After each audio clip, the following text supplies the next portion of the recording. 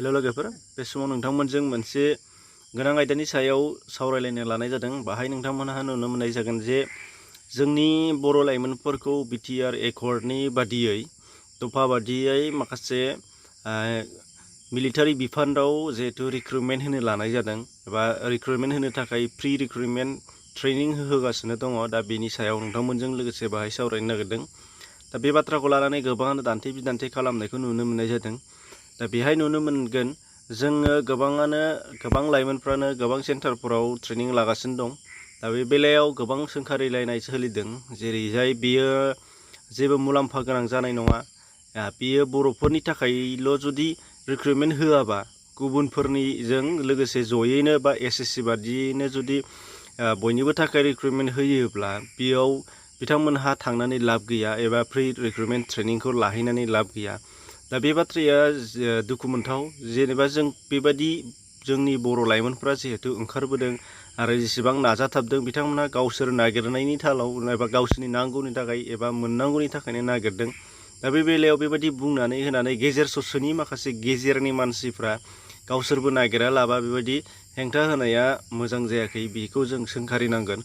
मानो होनबा बिथांमोनहा गावसोरो बिटिआर एकर्डनि बादियै बर'फोरखौल' जुदि रिक्रुटमेन्ट होनो नागिरदों एबा नागिराखैब्लाबो बिथांमोनहा जाय खामानिखौ लादों बे प्रि ट्रेनिंआ बिथांमोननि लाबसो, जेरैबाबो लाब बेहाय बिथांमोनहा गोबाङानो जोंनि बर'फ्रा माखासे एसएससियानो जा एबा गुबुन ट्रेनिंफोरानो जा बेयाव प्रि रिक्रुटमेन्ट एबा बेनि सिगांग्रो जिहेतु मिथिनो गोनां बाथ्रा गोबां ट्रेनिंफोर दङ, बेफोरखौ मिथियैयाव गोबाङानो केन्सेल जानो गोनां जायो। दा बेनि सायाव बिथांमोनखौ ट्रेनिं होनाया जोबोद मोजांसो।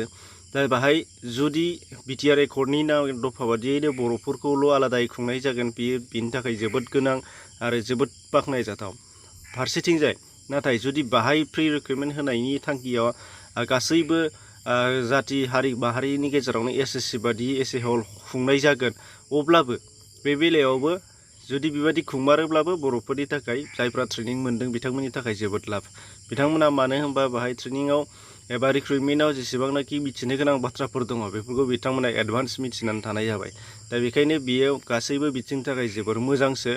दा जोंना मिथिनो गोनां बाथ्राया बेसोबाव दा जेसेबांनाखि प्रि रिक्रुटमेन्टनि जिहेतु ट्रेनिं लादों बिथांमोनहा गोबाङानो फिजिकेलाव फिट आरो गोबाङानो फिजिकेलाव फिटबो नङाबो जानो हागौ। आरो बेखौ जायफोर ट्रेनिंखौ लागासिनो दं दा खालि फिजिकेलनि थाखायल' लानायखौ नुनो मोननाय जादों। उननि समफोराव गुबुनफोरखौबो लालांनो हागौ, मेडिकेल बायदिसिनाखौबो।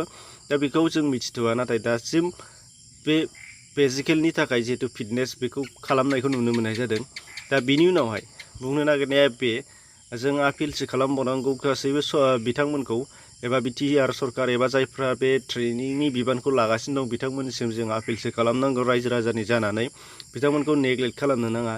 आपिलखौ बेखौ खालामनांगौ जे जेसेबांनाखि फिजिकेल फिटनेस रिक्रुटमेन्टनि थाखाय खारग्रा एबा रिक्रुटमेन्ट ट्रेनिंफोर नागिरग्रा बिथांमोन दङ, बिथांमोननि गेजेराव जायफ्रा फिजिकेल फिटनेस बिथांमोनहा 50%आ जुदि खारनो हायोबा बारनो हायो, फिजिकेल गासैबो बिथिङाव जुदि जायोब्लाबो, नाथाय बिथांमोनहा रिटेन एग्जाम पास जायाबा, आनजादाव पास जायाबा मोनहैनाय नङा एबा साक्सेस जाहैनाय नङा।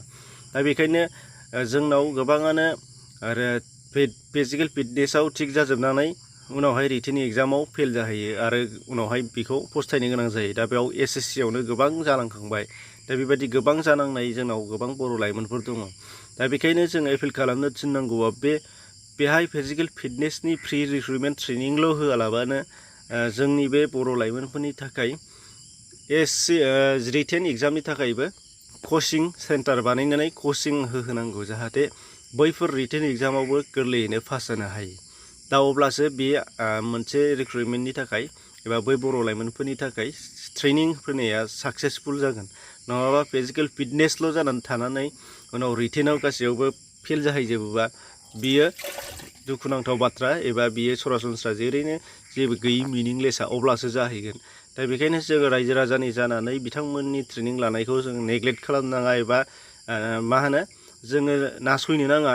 जोङो बुंनांगौआ बेसो, फिजिकेलनिफ्राय लानानै रिटेननिफ्राय लानानै जेसेबांनाखि एपइन्टमेन्ट मोनहैजानो हानायसिम जेसेबांनाखि ट्रेनिं एबा मिथिनो गोनां बाथ्राफोर दङ बेफोरखौ गासैखौबो सिगाङावनो फोरोंथाइ होजोबनांगौ। दा बेखौसो जोङो आपिल खालामनांगौ। बेखायनो नोंथांमोनहाबो खालाम, जाय जेरै हागौ एरै खालाम, अब्लासो बिथांमोननि थांखिया जाफुंसारगोन, नङाबा गासिबो रिटेनावनो थाबथाहैगोन। रिटेननि उनावहाय जिहेथु मेडिकेल दङ, दा बे मेडिकेलनि बेलायाव जों बेखौ बुंनो हाया। मानो होनबा मेडिकेलनि बेलायाव सोरखौबा फोरोंनानै सोरखौबा मा होनानै बोसोन होनानै जोङो सोलायहोनो हाया, बे गावबा गावनि देहानि दाथाय।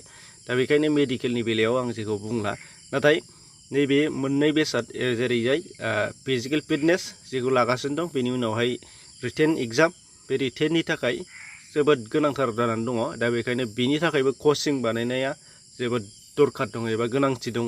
बेखौ जों बयबो आपिल खालामनांगोन आरो दाबि खालामनो नांगोन। ससियेल मिडियानि थ्रुयैनो जों बेखौ खालामनो नांगोन।